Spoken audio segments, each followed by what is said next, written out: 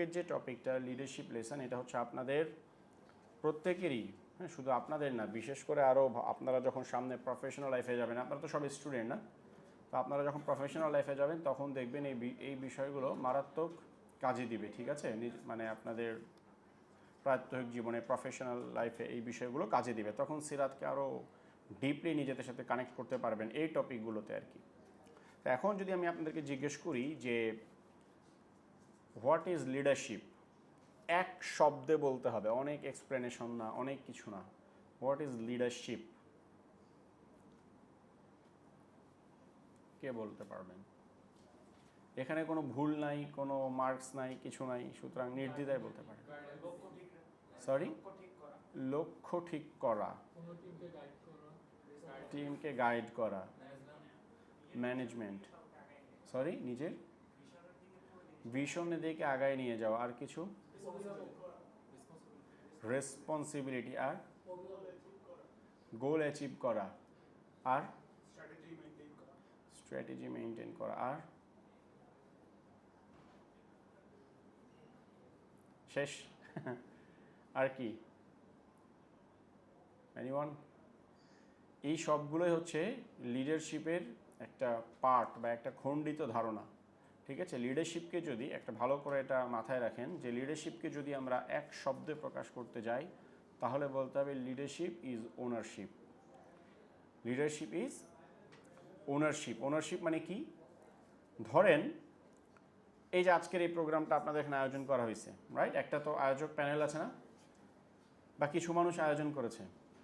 তো এই যে কিছু মানুষ আয়োজন করলো, অন্য মানুষগুলো না করে তারা কেন করলো? কারণ তারা কি করেছে? এই জিনিসটাকে ওন করেছে যে না, আমাদেরকে এটা করতে হবে। That's the leadership. যেই একজন লিডার সে কি করে, কোনো একটা দায়িত্বকে, কোনো একটা কাজকে কি করে, সে ওন করে, সে মনে করে আমার এটা করতে হবে। যে কোনো জায়গায় ধরেন, দেখেন আপনার স্টুডেন্ট লাইফে, আমি জানি না আপনারা করেন কি না, আমরা করতাম অন্তত, আমরা যখন স্টুডেন্ট ছিলাম ভার্সিটিতে, ল্যাব রিপোর্ট লিখতে যখন গ্রুপ হইতো 5-6 জনের, কী করতো, একজনই সব অনেক কষ্ট করে ডাটাটা কালেক্ট করে একজন লিখতো, আর আমরা সবাই কী করতাম, তার কাছ থেকে কপি করতাম, ঠিক আছে? তো এই যে যেই মনে করেন লিখছে, কষ্ট করে ডাটা কালেকশন করে রিপোর্টটা লিখতেছে, সে কেন লিখতেছে? সে তো কারো দিকে তাকায় আছে না যে আমি কারো কাছ থেকে কপি করব। তার মানে কি, সে ওন করেছে জিনিসটাকে, যেটা আমাকে লিখতে হবে, এটা আমার দায়িত্ব লেখা। এই যে সেটাকে ওন করলো, দ্যাটস ওয়াই সে আমাদের গ্রুপের মধ্যে লিডার হয়ে গেছে, ঠিক আছে? সুতরাং যে কোনো জায়গায় যখন কিছু মানুষ একসাথে কাজ করতে আসে, দেখবেন কিছু মানুষ থাকবে গ্রুপের মধ্যে, তারা কি করে, একটু ঘুমিয়ে ঘুমিয়ে সময় পার করে। কিছু মানুষ থাকে যারা নিজ দায়িত্বে, এটাকে নিজের দায়িত্ব মনে করে, এটার বিনিময়ে সে হয়তো কিছু পায়ও না বা অতিরিক্ত কিছু পায়ও না, কিন্তু এটাকে সে নিজের দায়িত্ব মনে করে। এই মানুষগুলোই তারা অলিখিত লিডার। লিডার মানে যে সবসময় কাগজে কলমে লিডার হইতে হবে, প্রতিষ্ঠানের পদে থেকে লিডার হতে হবে, তা না, ঠিক আছে? যেই যে আগ বাড়িয়ে নিজে থেকে একটা কিছু করা, হ্যাঁ, বা নিজে থেকেই যে একটা ওনারশিপ নিয়ে নেওয়া, এইটাই হচ্ছে লিডারশিপ, ঠিক আছে? এবং এর মধ্যে এখন বাকি সব চলে আসবে, আপনারা যা যা বলেন, স্ট্র্যাটেজি, ম্যানেজমেন্ট, রেসপন্সিবিলিটি, সব কিছুই কিন্তু এর মধ্যে চলে আসবে, ঠিক আছে? ওকে। এবং আমরা যদি সিরাতের দিকে তাকাই তাহলে আমরা দেখব রাসূল সাল্লাল্লাহু আলাইহি সাল্লামের কেবলমাত্র 23 বছরের জীবন না, আপনি যদি তার নবুয়তের আগের জীবনও দেখেন তাহলেও দেখবেন তার মধ্যে অসংখ্য এরকম লিডারশিপ কোয়ালিটিস ছিল, হ্যাঁ। সুতরাং তার জন্য এমন না যে 40 বছর বয়সে গিয়ে হঠাৎ করে তিনি কি হয়েছেন, লিডার বনে গিয়েছেন, ঠিক আছে? 40 বছর বয়সে তিনি নবী হয়েছেন, রাসূল হয়েছেন, কিন্তু তিনি লিডার কিন্তু তার ছোটোবেলা থেকেই তিনি এই লিডারশিপ কোয়ালিটিসগুলো তার মধ্যে ছিল। ওকে, ফাইন। এখন যদি আমি আপনাদেরকে জিজ্ঞাসা করি যে একজন লিডারের তো অনেক বৈশিষ্ট্য থাকা দরকার, এগুলো নিয়ে আপনারা কথা শুনেছেন বা আপনারা অনেক জানেন, হ্যাঁ। যেমন আমি যদি কিছু কথা বলি, আপনারা সবাই বলবেন যে লিডারকে সাহসী হইতে হবে, না, ভিশনারি হইতে হবে, লিডারকে কী করতে হবে, মানুষকে চালানোর মতো ক্ষমতা থাকতে হবে, রাইট? এখন একজন লিডারের বৈশিষ্ট্য নিয়ে আল্লাহ সুবহানাহু ওয়া তাআলা কিন্তু কোরআনে কিছু ইন্ডিকেশন দিয়েছেন, মানে কিছু একটা আয়াত নাজিল করেছেন যেখান থেকে আমরা একজন লিডারের বৈশিষ্ট্যগুলো খুব ভালো মতো জানতে পারি। কেউ কি বলতে পারবেন যে কোন আয়াত সেটা? কারণ ভাবতে পারেন কী রে, লিডারশিপ নিয়ে আবার কোরআনের মধ্যে কিছু আছে, এতে কোনো দিন ভাবি নাই। কারো ধারণা আছে? দেখেন, আল্লাহ সুবহানাহু ওয়া তাআলা কোরআনের মধ্যে সূরা আলে ইমরানের 159 নম্বর আয়াতের মধ্যে বলছেন, খুবই দারুণ একটা আয়াত, এবং এই আয়াতটা হচ্ছে ইসলামিক লিডারশিপ বা ইসলামিক ম্যানেজমেন্টের একেবারে কি বলবো, মানে একটা গোল্ডেন একটা ভার্স বলতে পারেন এটাকে। হ্যাঁ, আল্লাহ সুবহানাহু ওয়া তাআলা কী বলছে দেখেন, এবং এই একটা আয়াতই একজন মুসলিম লিডারের কেমন হওয়া উচিত তা আপনার সামনে ক্লিয়ার করে দিবে। আল্লাহ তাআলা বলছেন যে ফাবিমা রহমাতিম মিনাল্লাহি লিনতা লাহুম, মানে হচ্ছে আল্লাহ রহমতে আপনি তাদের প্রতি দয়া পরবশ হয়েছেন। কাদের এই আয়াতটা আল্লাহ তাআলা কাকে বলছেন? আপনি দয়া পরবশ হয়েছেন। কে দয়া পরবশ হয়েছে? রাসূলুল্লাহ সাল্লাল্লাহু আলাইহি সাল্লাম। আপনাদের কিন্তু রেসপন্স করতে হবে, নাহলে কিন্তু ঘুমায় যাবেন, ঠিক আছে? কাদের প্রতি দয়া পরবশ হয়েছে বলেন? সাহাবীদের প্রতি দয়া পরবশ হয়েছেন। তার মানে আল্লাহ তাআলার রহমতে রাসূল সাল্লাল্লাহু আলাইহি সাল্লাম সাহাবীদের প্রতি দয়া পরবশ হয়েছেন। এরপর দেখেন কি বলছেন, ওয়ালাউ কুনতা ফাযদান গলিজাল কলবি লানফাদ্দু মিন হাওলিক, মানে হচ্ছে যে যদি আপনি কঠোর, এই জাহিদ এটা চার্জ দিতে হবে, এটা ব্যবস্থা করুন, বন্ধ হয়ে যেতে পারে। বা তো বলতেছেন যে যদি তুমি কঠোর হৃদয়ের হতা, যদি তুমি কি হইতা, গলিজাল কলবি মানে কঠোর হৃদয় হইতা, লানফাদ্দু মিন হাওলিক, তারা তোমার চারপাশ থেকে সরে পড়তো। কারা সরে পড়তো? সাহাবায়ে কেরাম। এরপর কি বলছে দেখেন, ফাফু আনহুম, তার মানে তুমি তাদেরকে কি করো? ক্ষমা করো। ওয়াস্তাগফির লাহুম, মানে হচ্ছে তাদের জন্য কি করো? আল্লাহ সুবহানাহু ওয়া তাআলার কাছে ক্ষমা চাও, ইস্তিগফার করো। ওয়াশাউইরহুম ফিল আমর, মানে হচ্ছে যে সমস্ত যে বিষয় আশয় এবং কার্যাবলীতে তুমি কি করো? তাদের সাথে মাশওয়ারা করো, পরামর্শ করো। ফাইজা আজামতা ফাতাওয়াক্কাল আলাল্লাহ, আর যখন তুমি কোনো কাজের ইচ্ছা পোষণ করো তখন তুমি কি করো? আল্লাহ সুবহানাহু ওয়া তাআলার উপরে তাওয়াক্কুল করো। ইন্নাল্লাহা ইউহিব্বুল মুতাওয়াক্কিলিন, আল্লাহ সুবহানাহু ওয়া তাআলা তাওয়াক্কুলকারীদের ভালোবাসেন। তাহলে দেখেন, যখনই আপনি কোনো একজন লিডার, মানে কি লিডার তো একা একা ঘরে বসে লিডার হয় না, সে তো একটা টিমের মধ্যে কাজ করে না, বা একটা অর্গানাইজেশনের মধ্যে কাজ করে, কোনো একটা টিমকে সে চালায়, কোনো একটা টিমকে নিয়ে কাজ করে।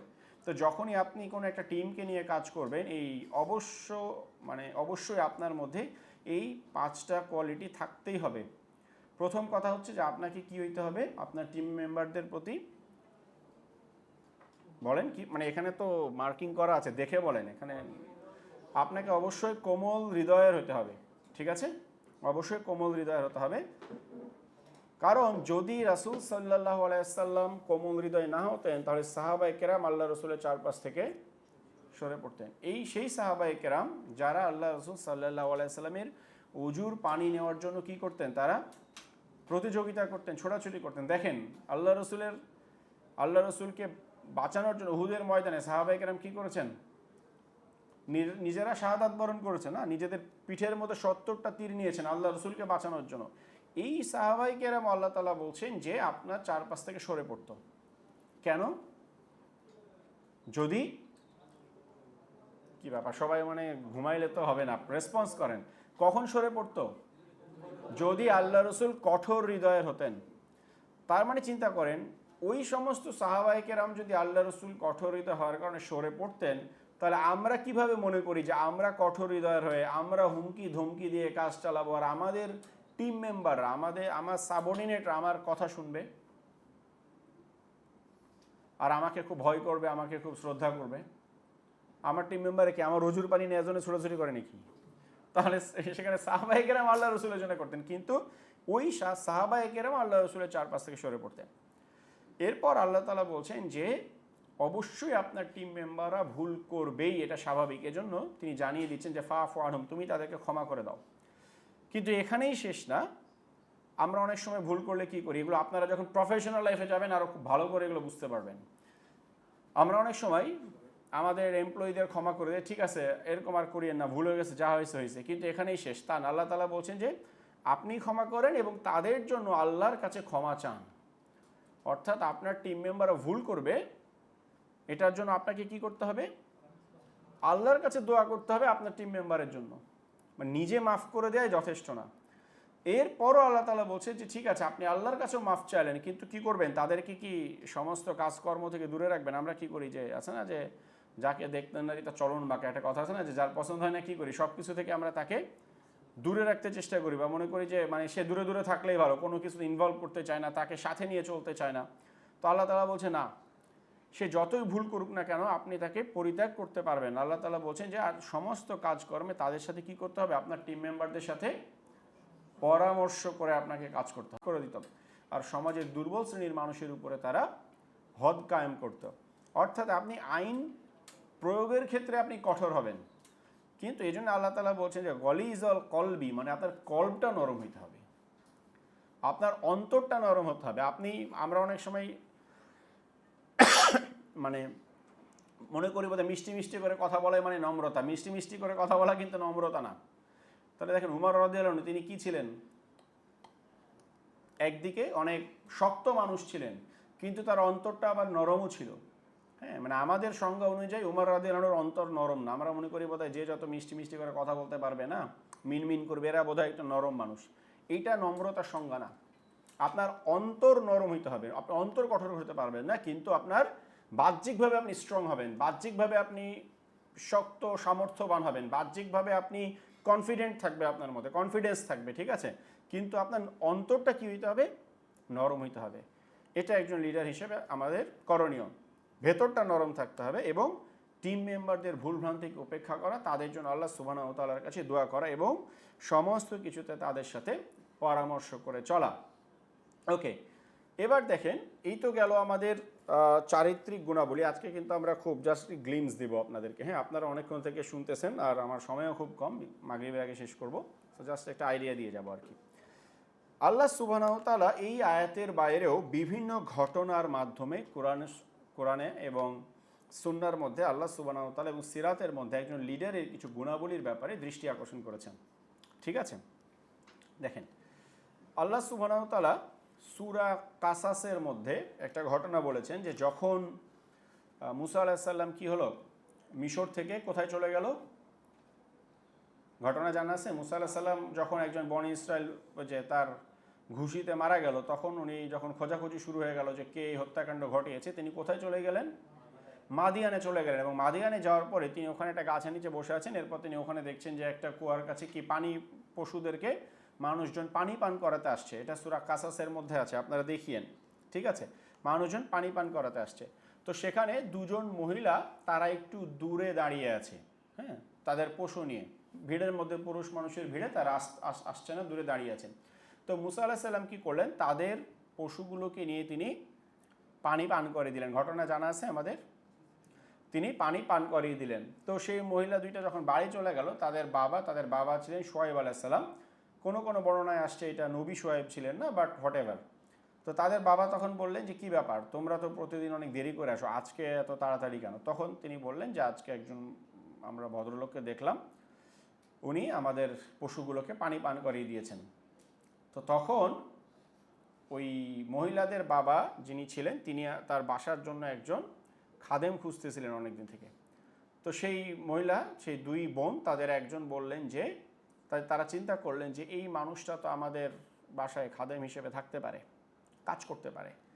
হ্যাঁ, তখন তিনি তার বাবাকে একটা কথা বলেছিলেন যে সূরা কাসাসের মধ্যে এটা এসেছে যে ইন্না খয়রা মানিস্তাজারতুল কয়িউল আমিন, যে নিশ্চয়ই মজুর হিসাবে সেই ব্যক্তি তো উত্তম, যা আপনি সেই ব্যক্তিকেই মজুর হিসেবে নিয়োগ দেওয়া উত্তম হবে, যিনি হলেন আল কওয়ি এবং আল আমিন। আল কওয়ি মানে কি?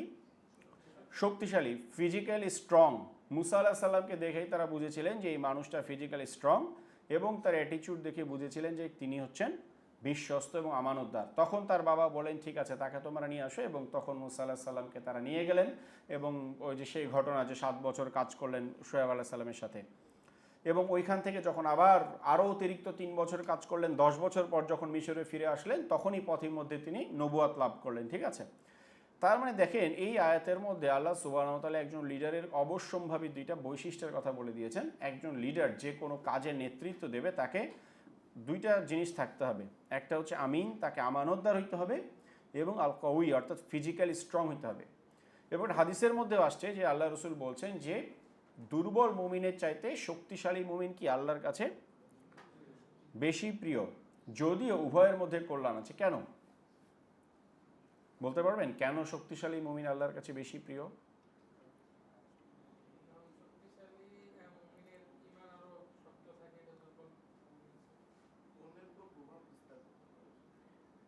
না,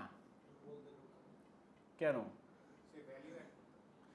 সে ভ্যালু অ্যাড করতে পারে, সে সমাজের জন্য কাজ করতে পারে, সে মানুষের জন্য কাজ করতে পারে। যে সারা বছর ঘরের মধ্যে ধরেন বছরের মধ্যে 10 মাস অসুস্থ হয়ে পড়ে থাকে, ওর নামাজ কালাম হয়তো সে ঠিক মতো করে, সে ফরজ আদায় করে ফেলে, কিন্তু সোসাইটির জন্য সে কাজ করতে পারে না, সে মানুষের জন্য কাজ করতে পারে না, মানুষের জন্য সে কোনো ভ্যালু অ্যাড করতে পারে না। কিন্তু একজন মুমিন সে কেবলমাত্র মানে সে শুধু মানে সেলফ সেন্টার্ড হবে না যে আমি কি করছি, আমি ইবাদত করে জান্নাতে চলে গেলাম, তাহলে না। একজন মুমিনের কাজ হচ্ছে সে তার চারপাশকে কি করবে, প্রভাবিত করবে, সে তার চারপাশের মানুষকে নিয়ে জান্নাতে যাওয়ার চেষ্টা করবে। এজন্যই যে স্ট্রং মুমিন সে কি করতে পারে, যে শারীরিকভাবে শক্তি সামর্থ্য, সে হচ্ছে মানুষের জন্য কাজ করতে পারে, সোসাইটির জন্য কাজ করতে পারে। এজন্য ফিজিক্যাল ফিটনেসটা খুবই খুবই গুরুত্বপূর্ণ। হ্যাঁ, আমাদের দেখবেন যে মানে যারা আমরা মনে করি যে আমরা ইসলাম পালন করতেছি, বেশিরভাগেরই আমাদের ফিজিক্যাল ফিটনেসের কোনো ঠিক নাই। হ্যাঁ, মানে হয় শরীর চলতেছে না, নাহলে হাঁটতে পারতেছি না, এখানে ব্যথা ওখানে ব্যথা, মানে একটা বাজে অবস্থা। আর ভুঁড়ির কথা তো বাজিয়ে দিলাম, আমার নিজেরও আছে, মানে এটা অস্বীকার করে কোনো লাভ নাই, ঠিক আছে। কিন্তু এই জিনিসটা আসলে আমাদের কি করতে হবে, ফিজিক্যাল ফিটনেস থাকাটা এটা একজন মুসলিম লিডারের অন্যতম গুরুত্বপূর্ণ বৈশিষ্ট্য।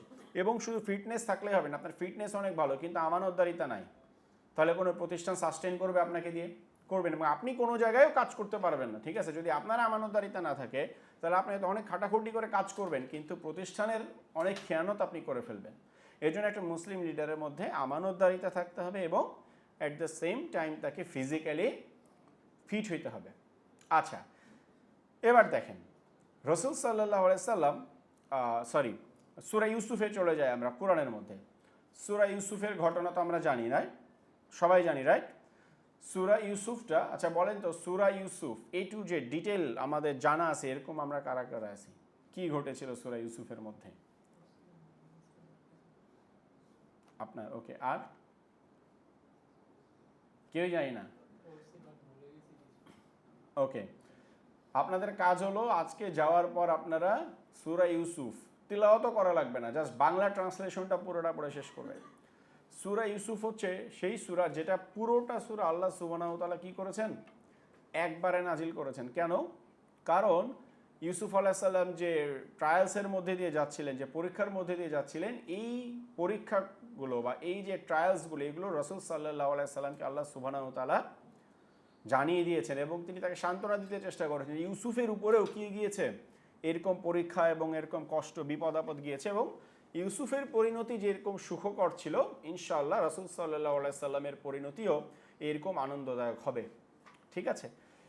তো ইউসুফ আলাইহিস সালাম যখন দীর্ঘদিন তিনি জেলবন্দি থাকলেন, জেল থেকে বের হয়ে তিনি কি হলেন, কি দায়িত্ব পেয়েছিলেন জেল থেকে বের হয়ে? সরি,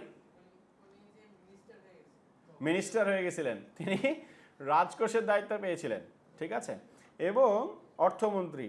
তো তিনি বলেছিলেন যখন মিশরের তিনি বের হলেন জেল থেকে, তখন মিশরের রাজাকে বা মিশরের যিনি সম্রাট ছিলেন তাকে তিনি বললেন যে, কোরআনের মধ্যে একটা এভাবে আসছে যে ক্বালা জাআলনি খাযাইনু আলাল আরদ, যে আপনি আমাকে কি করেন, এই জমিনের যে খাজনা, অর্থাৎ খাজনা বলতে মানে রাজকোষ, অর্থভাণ্ডার, এই অর্থভাণ্ডারের কি করেন, আমাকে রক্ষণাবেক্ষক বানিয়ে দেন বা আমাকে এটার তত্ত্বাবধানের দায়িত্ব দেন। কেন? তিনি এটাও স্পষ্ট করে দিচ্ছেন, তিনি বলছেন ইন্নী হাফিজুন আলিম, যে কেন আপনি যে আমাকে এত বড় দায়িত্বটা দিবেন, এর কারণ হচ্ছে আমি হাফিজ এবং আলিম। হাফিজ মানে হচ্ছে গুড ম্যানেজার, যার ম্যানেজারিয়াল ক্যাপাবিলিটি আছে, যিনি ম্যানেজ করতে পারে ভালো, তিনি টিম ম্যানেজ করতে পারে, তিনি কোনো রিসোর্স ম্যানেজ করতে পারে, হ্যাঁ, তিনি কোনো একটা প্রতিষ্ঠানকে ম্যানেজ করতে পারে। হাফিজ মানে আপনারা দেখবেন বাংলা অনুবাদে বলা হচ্ছে রক্ষক বা রক্ষণাবেক্ষক, যিনি ভালো রক্ষণাবেক্ষণ করতে পারে, সেম থিং হচ্ছে ম্যানেজার, রাইট। এবং তিনি বলছেন আলিম, তার মানে হচ্ছে তার এই বিষয়ে পর্যাপ্ত জ্ঞান আছে। রাজকোষের যে তিনি দায়িত্ব নিতে চাচ্ছেন, অর্থ মন্ত্রণালয়ের দায়িত্ব নিতে চাচ্ছেন, এটার পর্যাপ্ত জ্ঞান তার মধ্যে আছে। তার মানে এখানে আমরা দুইটা কি ব্যাপার, এটা অটোমেটিক চেঞ্জ হয়, তার মানে আমরা দুইটা কি বৈশিষ্ট্য পেলাম এখানে। একটা হচ্ছে হাফিজ, হাফিজ মানে কি, রক্ষণাবেক্ষক, ভালো ম্যানেজারিয়াল ক্যাপাবিলিটি, এবং সেকেন্ড বিষয়টা হচ্ছে আলিম। আলিম মানে হচ্ছে তার ভালো নলেজ আছে এই সাবজেক্টের মধ্যে, এই বিষয়ের মধ্যে। এখন চিন্তা করেন, আপনি যদি কোনো জায়গায় লিডার হতে চান, তাহলে ওই বিষয়ের নলেজ আপনার মধ্যে আছে কিনা এটা আপনাকে চেক করতে হবে। আমি যদি মনে করি যে আমি নিজে কিছু জানি না, মানুষকে নিব আর মানুষ দিয়ে কাজ চালায় নিব, আপনি কখনো ভালো লিডার হতে পারবেন না। হ্যাঁ, আপনার সব বিষয়ে এক্সপার্ট হওয়ার দরকার নেই। ধরেন আমি একটা প্রতিষ্ঠান চালাই, আমার গ্রাফিক্স ডিজাইন লাগে, আমার আইটি লাগে, তার মানে কি আমি গ্রাফিক্স ডিজাইন এক্সপার্ট হবো, আইটিরও এক্সপার্ট হবো, অ্যাডমিনেরও এক্সপার্ট হবো? না, আমার সব কিছুর এক্সপার্ট হওয়ার দরকার নেই, কিন্তু আমাকে জিনিসটা বুঝতে হবে কোনটা ভালো মন্দ, এই বেসিক নলেজটুকু আমার মধ্যে কি করতে হবে, থাকতে হবে। এবং যাকে আপনি যে স্পেসিফিক দায়িত্ব দিবেন তাকে আপনার দেখতে হবে তার ওই বিষয়ে স্পেসিফিক নলেজ তার মধ্যে আছে কিনা, রাইট? এটাই ইউসুফ আলাইহিস সালাম বলছেন যে আমি এই বিষয়ে আমার ভালো ম্যানেজারিয়াল ক্যাপাবিলিটি আছে এবং এই বিষয়ে আমার সাবজেক্ট নলেজ আছে। সো আপনাকে 3টা কম্পিটেন্স থাকতে হবে লিডার হইতে হলে। একটা হচ্ছে ফিজিক্যাল কম্পিটেন্স, ফিজিক্যালি আপনাকে ফিট হইতে হবে। দ্বিতীয়টা হচ্ছে ম্যানেজারিয়াল কম্পিটেন্স, অর্থাৎ মানুষকে চালানোর মতো বা একটা টিমকে চালানোর মতো কম্পিটেন্স, একটা যোগ্যতা থাকতে হবে। আর থার্ড পয়েন্টটা হচ্ছে ডোমেইন কম্পিটেন্স। ডোমেইন কম্পিটেন্স মানে হচ্ছে সাবজেক্ট নলেজ। আপনি যেই বিষয়টা নিয়ে কাজ করতে চান, যেই বিষয়টায় আপনি লিড করতে চান একটা টিমকে, ওই বিষয়টায় আপনাকে খুব ভালো নলেজ রাখতে হবে, ঠিক আছে? এবং এগুলোর পাশাপাশি আপনার মধ্যে যেটা থাকতে হবে সেটা কি, আমানতদারিতা, আমানা। আদারওয়াইজ আপনি কখনো ভালো লিডার হইতে পারবেন না। এবং রাসূল সাল্লাল্লাহু আলাইহি সাল্লাম একটা হাদিসের মধ্যে উনি বলছেন যে ইন্নাল্লাহা ইউহিব্বু, মানে কি আল্লাহ সুবহানাহু ওয়া তাআলা ভালোবাসেন, ইজা আমিল আহাদুকুম আমালান আইয়ুতকিনা, যে তোমাদের মধ্যে কেউ যখন কোনো কাজ করে সে যেন সেটা কিসের সাথে করে, ইতকানের সাথে করে। ইতকান মানে হচ্ছে পারফেকশন ইংলিশে বলে, অর্থাৎ আল্লাহ সুবহানাহু ওয়া তাআলা এটা পছন্দ করে যে কেউ যখন কোনো কাজ করতে চাইবে সেই কাজটা কিসের সাথে করবে, পারফেকশনের সাথে করবে। মানে যেন তেনভাবে করে রেখে দিলাম তা না। আজকে আমাদের মুসলিমদের একটা বড় সমস্যা হলো আমরা কি সবাই মিডিওকার। দেখবেন আপনি কোনো একটা ক্ষেত্রে দেখেন সেকুলারদের মধ্যে দেখবেন ওদের বিভিন্ন বিষয়ে কিন্তু অনেক এক্সপার্ট আছে, যারা ধরেন আমি সায়েন্স টাইন্স বাদিয়ে দিলাম, যারা লেখালেখি করে, যারা ন্যারেটিভ তৈরি করে, কিন্তু আমাদের মুসলিমদের মধ্যে আমরা সবাই জানি ভালো, কিন্তু আমরা আমাদের মধ্যে সাবজেক্ট এক্সপার্ট খুব কম। আপনি এখন ধরেন কোনো একটা প্রতিষ্ঠান তাদের একটা ফর এক্সাম্পল ধরেন কোনো একটা কারিকুলাম তৈরি করবে, আপনি দিয়ে বলেন ঠিক আছে আমার এখানে 10 জন কারিকুলাম এক্সপার্ট লাগবে, 10 জন শিক্ষাবিদ লাগবে, আপনি 10 জন কারিকুলাম এক্সপার্ট খুঁজে পাবেন না মুসলিম কমিউনিটির মধ্যে। কোনো একটা বিষয় নিয়ে ধরেন কোনো একটা আমাদের কোনো একজন স্কলার বা কোনো একজন দায়ী সে ধরেন একটা আইনি জটিলতা ফেস করছে, ঠিক আছে, আপনি যদি চিন্তা করেন ঠিক আছে আমরা প্র্যাকটিসিং মুসলিম কমিউনিটিতে 10 জন সুপার এক্সপার্ট আমরা লয়ার চাই, আমরা একটা টিম করতে চাই, আপনি 10 জন সুপার এক্সপার্ট লয়ার খুঁজে পাবেন না মুসলিম কমিউনিটিতে। দাড়ি টুপিওয়ালা অনেক পাবেন, কিন্তু যারা সত্যিকার অর্থে ইসলামের স্পিরিটকে ধারণ করে এরকম মানুষের মধ্যে আপনি 10 জন লয়ার খুঁজে পাবেন না। অর্থাৎ আমাদের মুসলিমদের মধ্যে সাবজেক্ট এক্সপার্ট নাই। এটা খারাপ লাগতে পারে শুনতে, কিন্তু এটাই বাস্তবতা। আপনি যে কোনো একটা বিষয়ে চিন্তা করেন আমাদের মুসলিমদের মধ্যে কোনো, এই যে আজকে আমাকে দুপুরে জাকারিয়া মাসুদ ভাইয়ের সাথে গল্প করছিলাম, তো ভাই আমাকে একটা ছবি দেখালেন, বলছে ভাই দেখেন আমাদের মুসলিমদের জ্ঞানের দৈন্যতা। হ্যাঁ, তো ছবিটা এরকম যে মানে অনেক মুসলিম পেজ থেকে কিছু থাকে না যে আমিন না বলে যাবেন না, হ্যাঁ, কাবার ছবিতে লাইক না দিয়ে যাবেন না, এই টাইপের কিছু পেজ আর কি, ঠিক আছে। এরকম অনেক পেজ থেকে ছবিটা দিচ্ছে, ছবিটাতে কি লিখে আছে, যেমন সরকার চাই, ঠিক আছে, রাষ্ট্রপতি পিনাকি, প্রধানমন্ত্রী আহমদুল্লাহ, ঠিক আছে, তারপর মনে করেন যে শিক্ষামন্ত্রী জামাতের আমির, ঠিক আছে, স্বাস্থ্যমন্ত্রী মনে করেন শিবিরের সভাপতি, তারপর ধরেন এরকম বিভিন্ন জায়গায় নিয়ে আসছে শিল্পমন্ত্রী মামুনুল হক, বুঝছেন। তো বুঝতে ভাই চিন্তা করেন যে মানে আমাদের কোথায় গেল আমাদের কমন সেন্স, মামুনুল হক শিল্পমন্ত্রী কি করবে, ঠিক আছে, মানে এবং এগুলার খুব মানে এটাকে খুব ইয়া করে প্রচার করা হচ্ছে যে আমাদের মুসলিমদের চাহিদা, এটা এখন যুগের চাহিদা এটা আমাদের, হ্যাঁ, মানে এই মানুষগুলো এই পোস্টে আসে, ঠিক আছে, পিনাকি রাষ্ট্রপতি জামায়াতের আমি শিল্প, মানে মানে হাস্যকর না। তো ভাই বলতে ভাই দেখেন মানে এগুলো দেখলে আফসোস লাগে যে আমাদের ন্যারেটিভ তৈরি করার মতো মানুষ নাই। আমরা যে একটা ন্যারেটিভ গেলাবো বা আমরা যে কিছু একটা প্রপোজ করবো যে এইটা আমরা চাই, এটা বলার মতো আমাদের মানুষ নাই, বা এটা এই ন্যারেটিভটা উপস্থাপন করার মতো মানুষ নাই। মানে কত হাস্যকর না আমাদের দাবিগুলো। আমরা যেটা বলছি সেকুলাররা কিন্তু কি মনে করে এটাই বোধহয় ইসলামিস্টদের বয়ান, এটাই তারা বোধহয় এরকমই বোধহয় মানে মানে যোগ্যতাহীন, বা এটাই বোধহয় তাদের ক্যাপাসিটি। কিন্তু এটা কি আমরা ওই বয়ানটা ডেভেলপ করতে পারি না দেখেই তো এগুলো আসতেছে না। কিন্তু সেকুলাররা কিন্তু হাসাহাসি করে এগুলো নিয়ে, আমাদেরকে নিয়ে, বুঝছেন। তো এই যে আমাদের কেন এটা হয় নাই, কারণ আমাদের কোনো সাবজেক্ট এক্সপার্ট মানুষ নাই বিভিন্ন ক্ষেত্রে। যাই হোক, এরপর এটাই রাসূল সাল্লাল্লাহু আলাইহি ওয়াসাল্লাম বলছেন যে তোমাদের মধ্যে কেউ যখন কোনো কাজ করবে সে যেন এটা পারফেকশনের সাথে করে। আপনি যে সাবজেক্টটা পড়ছেন আপনি এটা খুব পারফেক্টলি পড়েন, এমন না যায় রে এটা পড়ে আমার কি হবে, আমি দিনের অনেক বড় দায়ী হব না। আপনি দেখেন যে ওই সাবজেক্টটা পড়ে আপনি কি করতে পারেন দিনের জন্য। যদি আপনি কিছু নাও করতে পারেন দিনের জন্য, আপনি ওই সাবজেক্টটা পড়ে আপনি একটা ভালো রেজাল্ট নিয়ে একটা ইউনিভার্সিটির টিচার হওয়ার চেষ্টা করেন। আপনি যখন ইউনিভার্সিটির টিচার হবেন এমন অনেক জায়গায় আপনি অ্যাক্সেস পাবেন যেখানে একজন সাধারণ স্কলার হয়তো পাবেন না, জেনারেল লাইনের মানুষের ক্ষেত্রে বা সেকুলারদের মধ্যে। সো আপনি চেষ্টা করেন যে হ্যাঁ আপনি ওই জায়গায় আপনি ইসলামের দাওয়াকে আপনি রিচ করবেন, এজন্য আপনি ভালো করে পড়েন।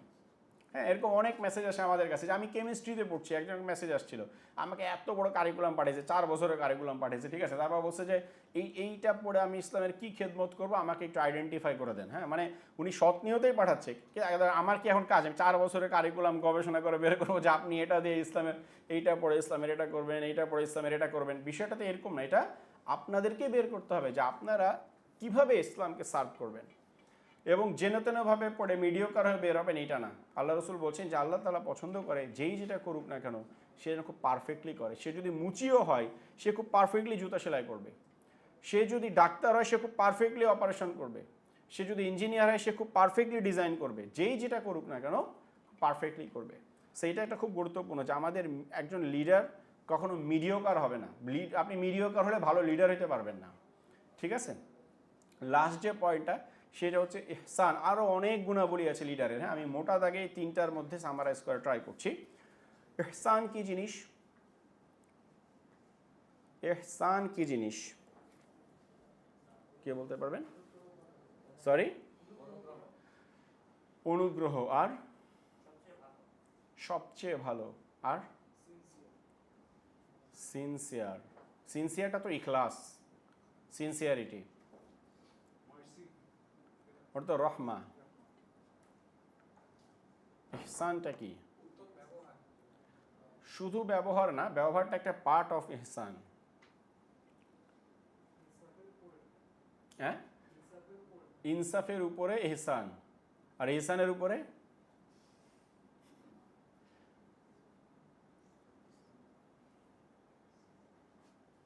ইহসানের সুন্দর একটা সংজ্ঞা রাসূল সাল্লাল্লাহু আলাইহি সাল্লাম দিয়েছেন একটা হাদিসের মধ্যে। হাদিসটাকে বলা হয় হাদিসে জিবরিল, খুব পপুলার একটা হাদিস। হাদিসের মধ্যে একদিন, মানে হাদিসের প্রেক্ষাপটটা এরকম, একবার রাসূল সাল্লাল্লাহু আলাইহি সাল্লাম সাহাবায়ে কেরামকে নিয়ে বসে আছেন মসজিদে নববীর মধ্যে। তো তখন তো মসজিদে নববী খুবই ছোট, মানে এখন আপনারা যারা গিয়েছেন তো এখন টোটাল মসজিদে নববী যতটুকু তখনকার মদিনা শহরটাই ছিল এতটুকু, বুঝছেন, মানে আল্লাহ রসুলের সময়ের মদিনা শহর যতটুকু ছিল এটা বর্তমানের মসজিদে নববীর পুরোটার মধ্যে। তার মানে তখন মসজিদে নববীটা কত ছোট ছিল। এখন যে রওজার যে অংশটা আমরা টিভিতে দেখি না, যেখানে সালাম দেয় আল্লাহ রসুলের রওজা, ওই জায়গাটুকুই ছিল মসজিদে নববী, ছোট্ট একটা জায়গা। শহরটাও খুবই ছোট, এখানে সবাই সবাইকে চিনত। সুতরাং নতুন কোনো মানুষ আসলে যে কেউ দেখলেই বুঝতে পারতো এ আমাদের শহরের কেউ না। তো একদিন সাহাবায়ে কেরাম আল্লাহ রসুলকে নিয়ে বসে আছেন, এমন সময় একটা মানুষ ঢুকলো। তো যে হাদিস বর্ণনা করছেন উমর রাদিয়াল্লাহু আনহু, তিনি বলছেন এই মানুষটার চুল হচ্ছে কুচকুচে কালো এবং পোশাক হচ্ছে ধবধবে সাদা, এবং তার মধ্যে সফরের কোনো চিহ্ন নাই। তার মানে কিন্তু কেউ তাকে চিনতে পারতেছে না, নতুন একজন মানুষ। এজন্যই তারা ভাবছিলেন যে এই মানুষটাকে তো আমরা আগে কখনো দেখিনি, তার মানে সে মদিনার বাইরে থেকে আসছে নিশ্চয়ই, কারণ মদিনার ভেতরে সবাইকেই তো আমরা চিনি। কিন্তু মদিনার বাইরে থেকে আসলে তার শরীরে তো সফরের চিহ্ন থাকার কথা, ধুলোবালি থাকবে না, ক্লান্তি থাকবে, খুব ফ্রেশ চুল, একদম কুচকুচে কালো পোশাক ধবধবে সাদা, কোনো ময়লা নাই। উনি এসে কারো দিকে না তাকিয়ে সরাসরি রাসূল সাল্লাল্লাহু আলাইহি সাল্লামের সামনে বসে গেলেন। এবং কিভাবে বসলেন তিনি বলছেন, রাসূল সাল্লাল্লাহু আলাইহি সাল্লামের সামনে বসে মানে হাঁটু ভেঙে তিনি বসলেন এবং রাসূল সাল্লাল্লাহু আলাইহি সাল্লামের থায়ের উপরে হাত রাখলেন। মানে আমরা যেভাবে বন্ধুরা কি করি, বসে আড্ডা দেওয়ার সময় পাশাপাশি বসে, আর যেভাবে আপনি একটা বাড়ি দিলেন, ঠিক আছে, যাক একটা প্র্যাকটিক্যাল ডেমো হয়ে গেল আর কি হাদিসের। হ্যাঁ, তো এইভাবে বসে চিন্তা করেন সাহাবায়ে কেরাম তো আল্লাহ রসুলের থায়ে হাত দেওয়ার কথা চিন্তাও করতেন না, না, বিনয়ের কারণে, শ্রদ্ধার কারণে। তো তারা খুব অবাক যে কী ব্যাপার, একজন অদ্ভুত একজন মানুষ যাকে আমরা কখনো দেখিনি, তিনি আসলেন আল্লাহ রসুলের থায়ের উপর হাত রেখে বসলেন, এবং আল্লাহ রসুল এমন একটা, তিনি অবাক হচ্ছেন না, তিনি যেন চেনে নেই মানুষটাকে এরকম। তো সাহাবায়ে কেরাম খুবই অবাক হচ্ছেন, ঘটনা কি। তো সেই মানুষটা এসে আল্লাহ রসুলকে জিজ্ঞাসা করলো যে ঈমান কি? তখন রাসূল সাল্লাল্লাহু আলাইহি সাল্লাম উত্তর দিলেন, তো সেই মানুষটা বলছে সদাক্তা, আপনি সত্য বলেছেন।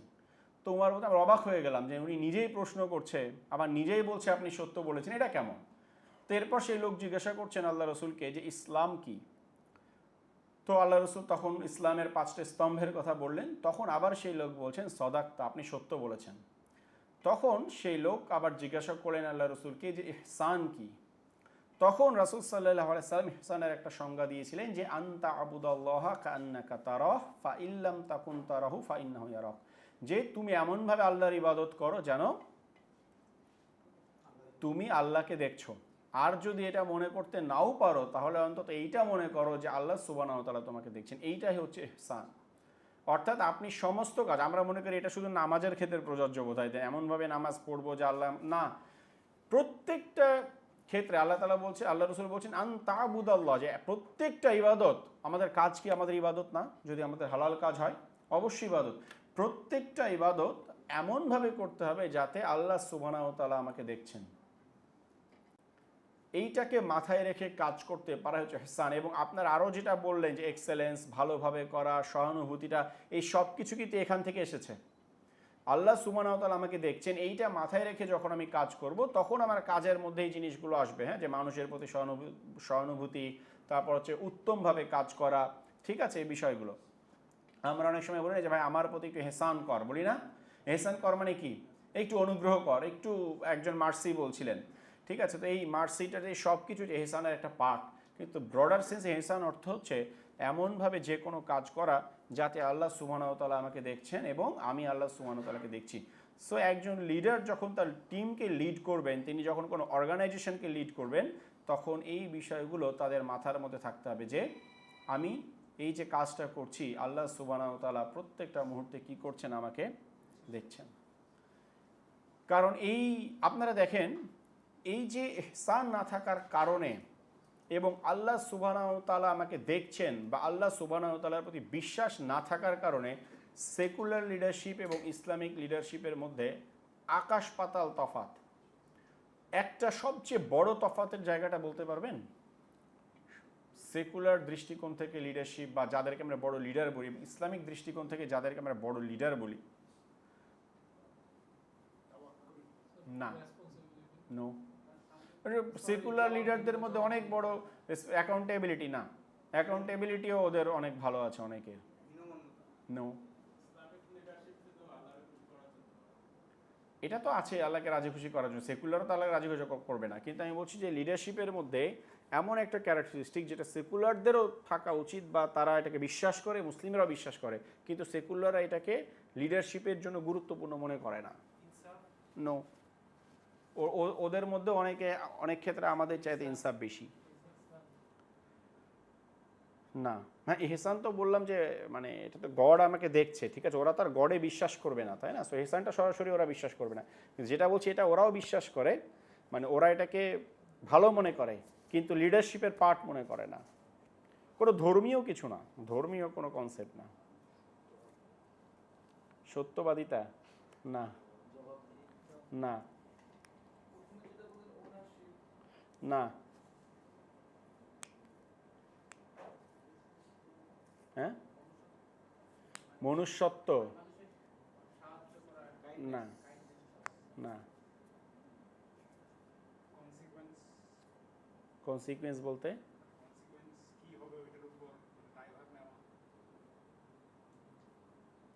না, ওই তো অ্যাকাউন্টেবিলিটি, যেটা ডিফারেন্ট ওয়ার্ড, কে বলতে পারতেছেন না?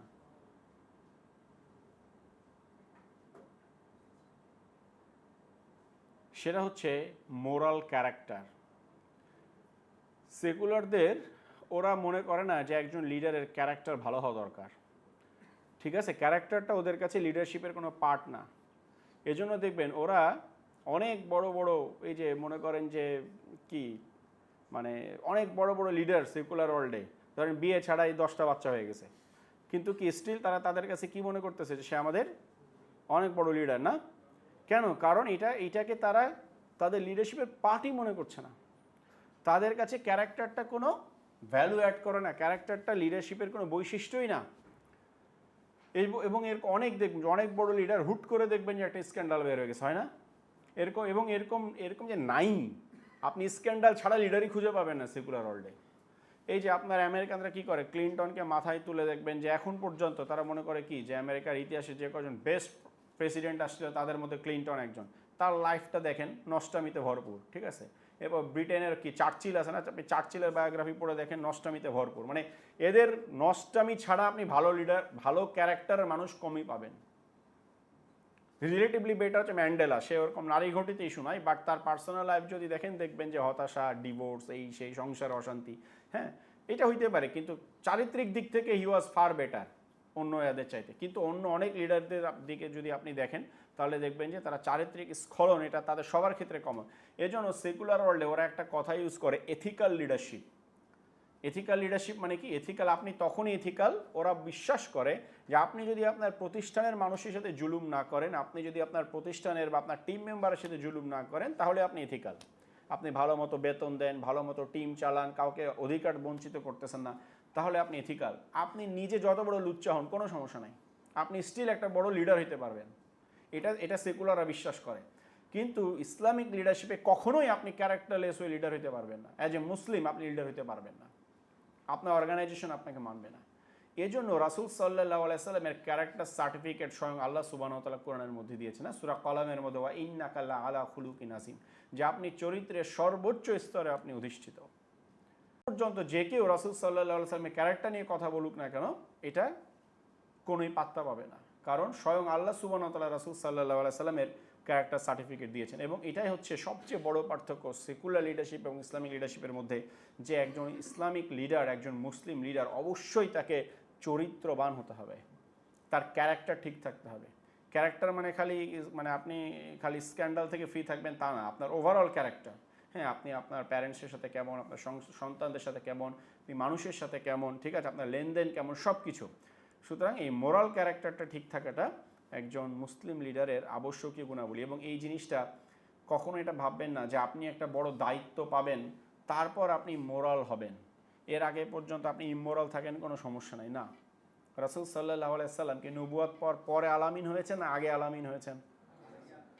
নবুয়ত পর আগে আলামিন হয়েছেন।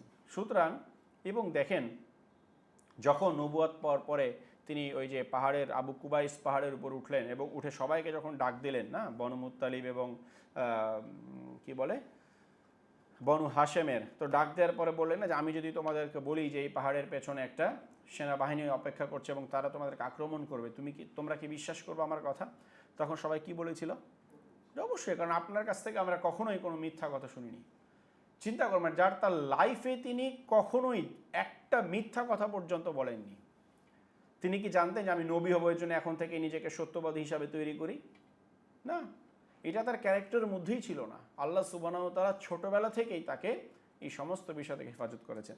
এজন্য কখনো এটা ভাবা যাবে না যে আমি তো একজন কেবলমাত্র একটা স্টুডেন্ট, এখন তো আমি কোনো মানুষ চালাচ্ছি না, আমার কোনো টিম নাই, আমি কোনো অর্গানাইজেশনের পার্ট না, তাহলে আমার মধ্যে তো এখন এগুলো জরুরি না। না, এখন আপনি স্টুডেন্ট, কিছুদিন পর তো আপনি একটা অর্গানাইজেশন চালাবেন। আপনাদের কেউ বিজনেস করেন? আপনাদের কারো মানে অনলাইন বিজনেস বা কোনো বিজনেস বা ফ্রিল্যান্সিং করেন? কোনো টিম লিড করেন কেউ? একজন হলেও, মানে ধরুন মনে একজন আছে আমার আন্ডার, এরকম হলেও হবে, কোনো সমস্যা নেই। আপনি করেন? আর আচ্ছা, জাহিদ, আর ওকে, আর কেউ? কোনো অনলাইন শপ, অনলাইন বিজনেস কোনো কিছু, বা অফলাইনে কোনো বিজনেস? আচ্ছা, যাক, 4-5 জন আমরা পেয়েছি। সো বাকি যারা আছে আপনারা মনে করেন না যে আমি তো এখন কিছু করতেছি না, এই জন্য আমার এখন মানে ইমোরাল হলে সমস্যা নেই, আমি যখন দায়িত্ব পাবো তখন মানুষ আমাকে কী দেখছে এটা গুরুত্বপূর্ণ। হ্যাঁ, আপনি এখন থেকে নিজেকে কতটা ডেভেলপ করছেন এটাই আপনাকে আপনার ভবিষ্যতে আপনি লিডার হইতে পারবেন কিনা এটা আপনাকে ঠিক করে দিবে, ঠিক আছে। এবং ওই যে আব্দুর রাজ্জাক বিন ইউসুফ একটা কথা বলে না, যে খালি জন্ম দিলেই বাপ হওয়া যায় না, তো বেশ কড়া কথা বলে কিছু কিছু, যে জন্ম দিলেই বাপ হওয়া যায় না। তা আসলেই তাই, যে আপনি প্রতিষ্ঠান চালালে লিডার হওয়া যায় না। অনেক মানুষ আছে দেখবেন প্রতিষ্ঠান চালায়, but they are not leaders. তার আন্ডারে যারা কাজ করছে এরা কেবলমাত্র টাকার জন্য কাজ করছে, যে মাস গেলে একটা স্যালারি পাচ্ছি এই জন্য কাজ করছি। হ্যাঁ, তো সত্যিকার অর্থে লিডারের আন্ডারে মানুষ টাকার জন্য কাজ করে না। এখানে টাকার চেয়েও আরও অনেক ভ্যালু অ্যাডিং অনেক কিছু। অনেক প্রতিষ্ঠানে দেখবেন যে কেউ এক জায়গায় কাজ করছে, আরেক জায়গায় তাকে অনেক বেটার অপরচুনিটি দিয়েছে, কিন্তু যাচ্ছে না। হয় না এরকম? কেন যাচ্ছে না? সে ডাবল স্যালারি অফার করছে তাও যাচ্ছে না।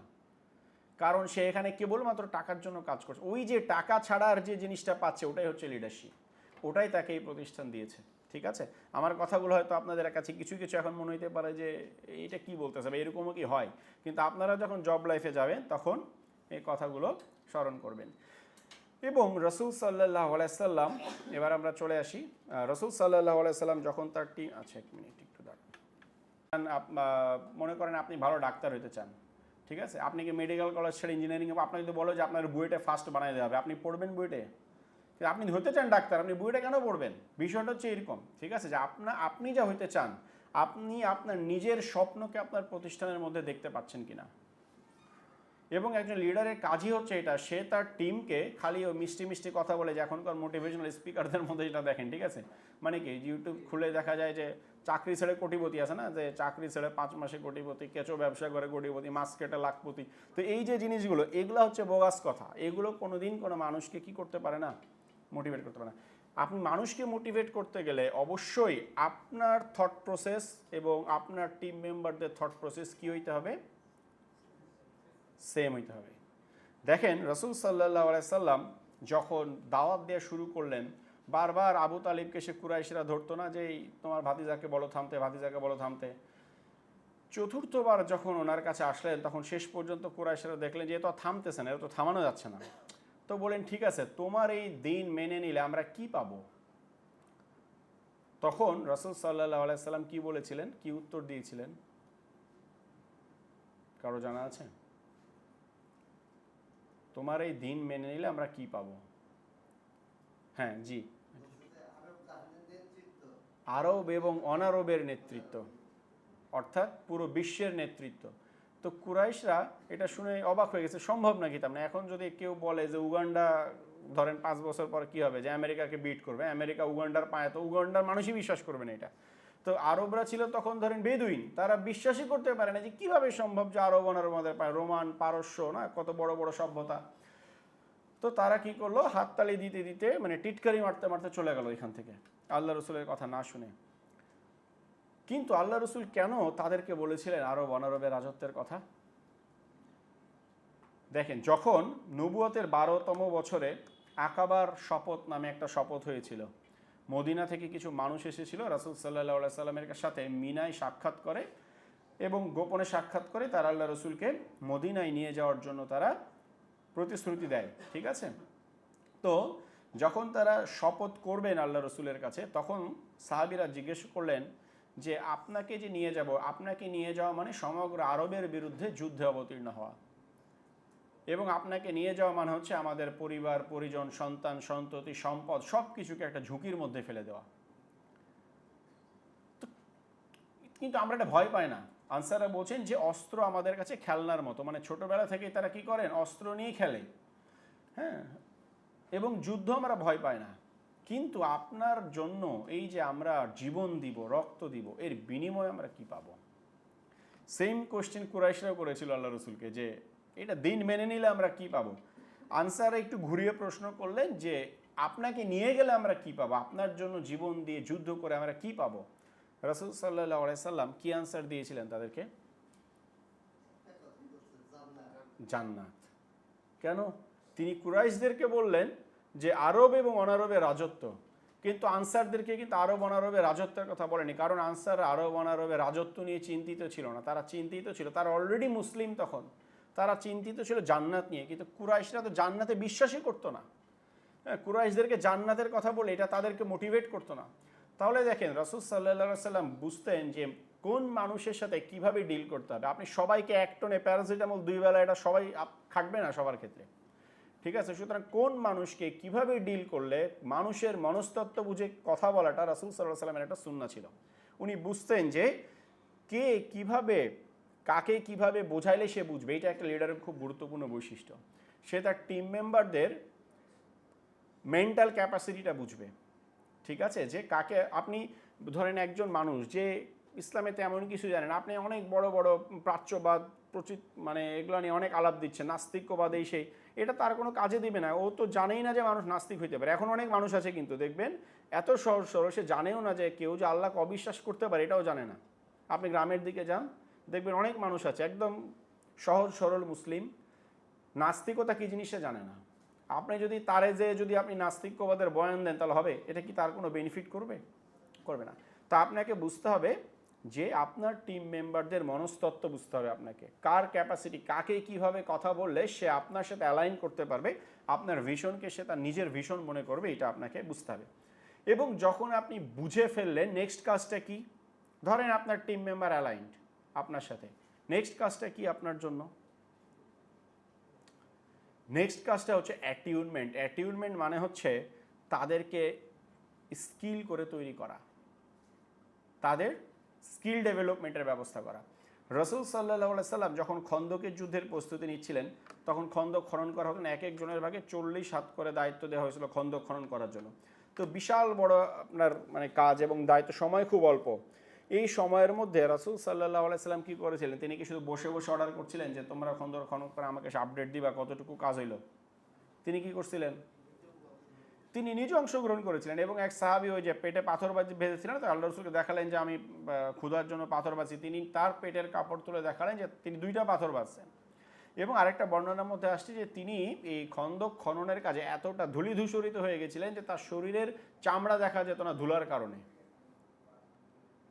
ঠিক আছে, এটাকে এখনকার লিডারশিপের ভাষায় বলে সার্ভেন্ট লিডারশিপ, মানে হচ্ছে লিডার সে লিডার বাট অ্যাকচুয়ালি সে সার্ভেন্টের মতো কাজ করে। ঠিক আছে, তো এইটা হচ্ছে রাসূল সাল্লাল্লাহু আলাইহি ওয়াসাল্লামের সুন্নাহ যে আপনি আপনার অনুসারীদের সাথে খালি অর্ডার করবেন না বসে বসে, আপনি কাঁধে কাঁধ মিলিয়ে তাদের সাথে কাজ করবেন। হ্যাঁ, এটা কিন্তু মনে করার কিছু নেই, কী রে আমি লিডার, তাহলে আমি আবার যদি কাজ করি তাহলে আবার কী হইলো, আমার মান সম্মান কই থাকলো। হ্যাঁ, এইটা লিডারশিপের বৈশিষ্ট্য না। আপনি যখন ফলোয়ারদের সাথে কাঁধে কাঁধ মিলিয়ে কাজ করবেন তখন মানুষ আপনাকে ট্রুলি রেসপেক্ট করতে শুরু করবে। তাবুক যুদ্ধের সময় যদি দেখেন, তাবুক যুদ্ধ কেন অন্যান্য সমস্ত যুদ্ধ থেকে ডিফারেন্ট?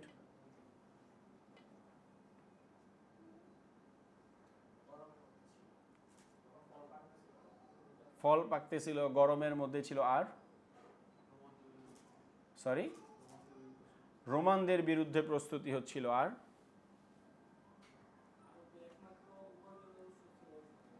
সরি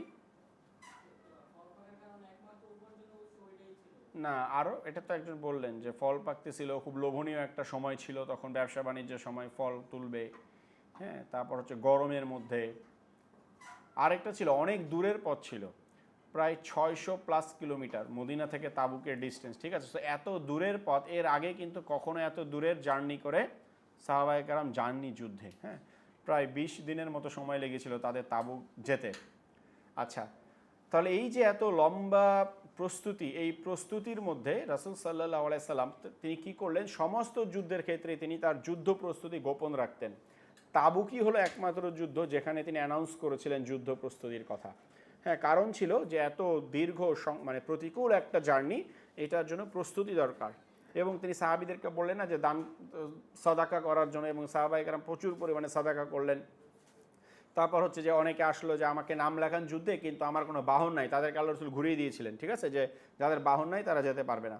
তো এই যে দেখেন তাবুক যুদ্ধে যে দীর্ঘ সময় নিয়ে তিনি প্রস্তুতি নিলেন এবং সাহাবায়ে কেরামকে তিনি প্রস্তুত করলেন। ঠিক আছে, এই বিষয়গুলো এবং আরও এরকম অনেক সিমিলার স্টোরি আছে সিরাতের মধ্যে, এগুলো প্রমাণ করে যে তিনি কেবলমাত্র স্বপ্ন দেখিয়ে বসে থাকতেন না, তিনি সেই স্বপ্নকে অ্যাচিভ করার জন্য কি করতেন? সাহাবায়ে কেরামকে তিনি কি করতেন? সরি, সবাই জোরে বলেন, মানে আসতে বলছেন মানে আপনারা কনফিডেন্ট না, ভুল হোক সমস্যা নেই। কি করতেন? তিনি উদ্বুদ্ধ করতেন। ঠিক আছে, যে তাদেরকে তিনি ওই যে আমরা বলি না টিউনিং হচ্ছে না ভালো মতো, মানে কি টিউনিং হচ্ছে না মানে কি? যে ওই যে আমি জানি না, ওই যে আগে যখন, এখন তো কেউ টিভি দেখে না, হ্যাঁ ধরেন আমাদের জাহেলি যুগে যখন মানে টিভি ছিল বাসার মধ্যে, ঠিক আছে, তখন আমাদের ছোটোবেলায় দেখতাম যে আব্বা বলতো এই টিউনিং কর, থাকে না, যে আগেকার আমরা ছোটোবেলায় ডিশ অ্যান্টেনা ছিল আমাদের, এখন তো মনে হয় এগুলো মানে আপনারা অনেকে তো দেখেনও নাই চোখে। ঠিক আছে, তখন আব্বা বলতো গ্রামে গেলে ছাদে যে আমরা ঘুরাইতাম অ্যান্টেনা। ঠিক আছে, অ্যান্টেনা ঘুরে নিচ থেকে বলতো যে এই আস্তে আস্তে আবার ঘোরা এরকম। ঠিক আছে, তো আমরা এই অ্যান্টেনা ঘুরায় নিয়ে আসতাম, এটাকে বলতো টিউনিং করাবো। হ্যাঁ, ওই যা ছাদে যাই টিউনিং কর। ঠিক আছে, তো এই যে আমরা টিউনিং করতাম মানে কি, যে আপনার লক্ষ্য অর্জনের জন্য আপনি প্রপারলি রেডি করছেন কিনা আপনার টিমকে। ঠিক আছে, সুতরাং এই জিনিসটা খুবই গুরুত্বপূর্ণ। এবং লাস্ট একটা পয়েন্ট, এটা বলে আমি শেষ করব। সো মানে আমি আর কন্টিনিউ করতে পারবো না জাহিদ, বিকজ আমার আর একটা ক্লাস আছে। তো যেহেতু আমরা লেটে শুরু করেছি, আমরা এটা বলে কভার করব, ঠিক আছে ইনশাল্লাহ। ওকে, সো লাস্ট দেখেন, লাস্ট যে পয়েন্টটা একজন লিডারের, সেটা হচ্ছে এমপাওয়ারমেন্ট। ঠিক আছে, এমপাওয়ারমেন্ট মানে কি? আপনি উদ্বুদ্ধ করলেন, কিন্তু অ্যাট দ্য সেম টাইম আপনাকে তাদেরকে ওই টুলসটা তাদের হাতে তুলে দিতে হবে লক্ষ্য অর্জনের জন্য। আমরা কি স্টপ করব? আজান হয়ে গেছে তো নাকি? এটা শেষ করে দিই, 5 মিনিট করে আমরা র্যাপ আপ করে দিই, ঠিক আছে? যদিও মেজরিটি আমাদের থেকে গেল, বা সমস্যা নাই, হয়তো ফিউচারে কোনো একদিন আমার একটা ক্লাস আছে আরেক জায়গায় মাগরিবের পর, আমার প্ল্যান ছিল যে 4:30 থেকে 6:30 এরকম একটা, বাট যেহেতু একটু লেট হয়ে গেছে কোনো সমস্যা নাই, আমরা পরে কোনো এক সময় হয়তো এটা ইয়া করে দিব। লাস্ট এটা বলে শেষ করে দিই, সেটা হচ্ছে রাসূল সাল্লাল্লাহু আলাইহি সাল্লাম যখন আনসারদেরকে ওই যে আনসার যখন শপথ করেন আল্লাহ রসুলের কাছে, হ্যাঁ, তখন তিনি কি করেছিলেন? মুসাব বিন উমায়েরকে তাদের সাথে দিয়েছিলেন, যে ঠিক আছে আপনারা কি করেন, মুসাব বিন উমায়েরকে দিলেন যে আপনি তাদের সাথে মদিনায় যান। এবং কি মুসাব বিন উমায়ের দায়িত্ব কি ছিল? মদিনায় মানুষকে দিন শেখানো, ঠিক আছে? এবং এই যে দেখেন, মুসাব বিন উমায়েরকে তিনি মদিনায় পাঠালেন একজন দায়ী হিসেবে, ঠিক আছে, দিনের প্রচারক হিসেবে। একইভাবে হিজরি নবম বছরে তার জীবনের একেবারে শেষ ভাগে মুয়াজ বিন জাবাল রাদিয়াল্লাহু আনহুকে তিনি পাঠিয়েছিলেন ইয়েমেনে। আবু মুসা আশারিকে তিনি পাঠিয়েছিলেন, তাকেও তিনি ইয়েমেনে। মুয়াজ বিন জাবালকে পাঠিয়েছিলেন একদিকে, আবু মুসা আশারিকে পাঠিয়েছিলেন আরেক দিকে।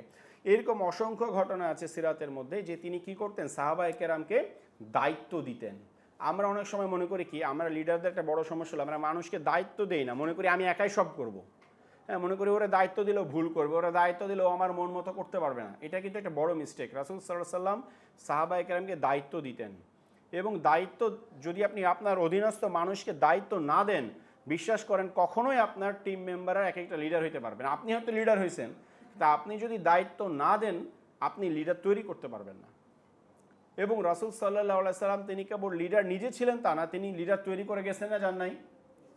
দেখেন, তার জীবদ্দশা ইসলাম মক্কা এবং মদিনাতে ছিল, কিন্তু তিনি চলে যাওয়ার পর ইসলাম যে সারা পৃথিবীতে ছড়িয়ে গেল, কারা নিয়ে গেল? সাহাবায়ে কেরাম। সুতরাং তিনি সাহাবায়ে কেরামকে ওই পরিমাণ এমপাওয়ারমেন্ট তিনি করে গেছিলেন, যে তার ইন্তেকালের পরে এই দিনকে তারা কি করতে পারে? সারা দুনিয়ায় ছড়িয়ে দিতে পারে। এবং এই জন্য যদি এরকম হইতো যে সমস্ত যুদ্ধে তিনি একাই নেতৃত্ব দিয়েছেন, তাহলে কোনো মিলিটারি লিডার ডেভেলপ করতো না। রাসূল সাল্লাল্লাহু আলাইহি সাল্লামের জীবদ্দশায় মদিনায় কয়টা যুদ্ধ হয়েছিল টোটাল? কোনো ধারণা? 70টারও বেশি। কোনো কোনো বর্ণনা এসে 78টা, কোনো জায়গায় 76টা। চিন্তা করেন, মানে 10 বছরের মধ্যে 78টা যুদ্ধ। এর মধ্যে আল্লাহ রসুল ফিজিক্যালি গিয়েছিলেন কয়টাতে? 27টায় তিনি গিয়েছিলেন ফিজিক্যালি। তার মানে আর বাকি যে যুদ্ধ হলো 50টার মতো, সেগুলোতে কি হলো তাহলে? সেগুলোতে তিনি সাহাবায়ে কেরামকে দায়িত্ব দিয়ে পাঠিয়েছিলেন। এবং যেই সমস্ত সাহাবায়ে কেরামকে তিনি দায়িত্ব দিয়ে পাঠিয়েছিলেন, সেনাপতি করে পাঠিয়েছিলেন, এই সাহাবায়ে কেরামই পরবর্তীতে বিভিন্ন দেশ বিজয়ে ভূমিকা রেখেছিল। এই যে আবু মুসা আশারি, তারপর হচ্ছে আরেকজন তার গুরুত্বপূর্ণ সেনাপতি ছিল আমর ইবনুল আস। বিভিন্ন অভিযানে তিনি নেতৃত্ব, এই আমর ইবনুল আসের নেতৃত্বে পরবর্তীতে মিশর বিজয়ী হয়, ঠিক আছে? খালিদ বিন ওয়ালিদের কথা তো আমরা জানি। সুতরাং একজন লিডার কি করবে? তিনি শুধু নিজেই লিডার হয়ে বসে থাকবে না, তিনি তার টিম মেম্বারদেরকে লিডার হিসাবে তৈরি করবে, ঠিক আছে? এটাকেই বলা হচ্ছে এমপাওয়ারমেন্ট, যে আপনার টিম মেম্বারদেরকে প্রশিক্ষণ দিয়ে তাদেরকে ভবিষ্যতের চ্যালেঞ্জ মোকাবেলায় প্রস্তুত করে তোলা।